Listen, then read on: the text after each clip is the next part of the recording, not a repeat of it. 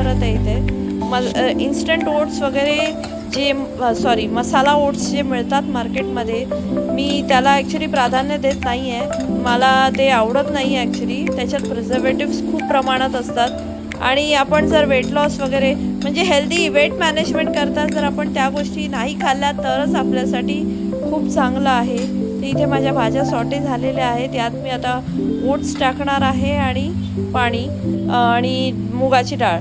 तर पाणी तुमच्या आवडीनुसार टाकू शकता. तुम्ही किती पातळ खिचडी खाता त्याच्यावर डिपेंड करतं. मी मीडियम म्हणजे बनवते, जास्त घट्ट नाही. आणि ह्याच्यात बस आता मी कुकर लावून 3 शिट्या काढणार आहे. तर बघा पुढे दिसेलच तुम्हाला.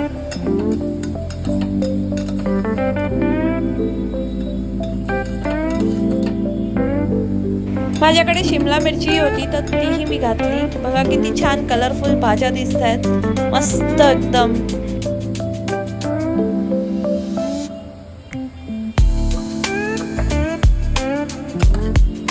उन्हाळ्यामध्ये जर असं लाईट जेवण काहीतरी मिळालं तर किती छान वाटतं नाही का. ह्याच्याबरोबर तुम्ही दही घेऊ शकता, बऱ्याच गोष्टी आहेत. छास बनवून घेऊ शकता आणि तुमचं वजनही वाढणार नाही. इथे मी जिरा पावडर, धणा पावडर टाकली होती, हळद टाकली, मिरची पावडर टाकली. बस आता ह्याला मी थोडा वेळ सॉटे करून मग सगळे जे ओट्स वगैरे आहे ते सगळं घालणार आहे. मुगाची डाळ, ओट्स, पाणी तुमच्या आवडीनुसार घालू शकता. पुन्हा सांगते, तुम्हाला जशी पातळ खिचडी खायला काही जणांना खूप पातळ खिचडी आवडते तर आपली चॉईस.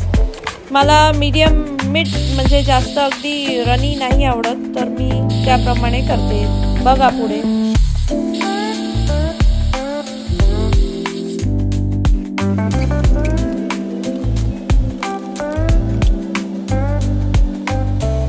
यात मी आता पनीर घातलं. पनीर लास्टमध्येच घाला, नाही तर कडक होतं पनीर. तरी बघा इथे माझी खिचडी तयार आहे. कोथिंबीर पेरली होती मी छान लास्टमध्ये. माझ्या मुलीला रात्री काकडी खायला नाही जमत तर मी तिला दिली नव्हती, पण मी आणि हे बघा आता मस्त तूप घालून मी खाणार आहे आणि हे माझे डिनर आहे. खूपच मस्त झाली होती खिचडी, नक्की ट्राय करा.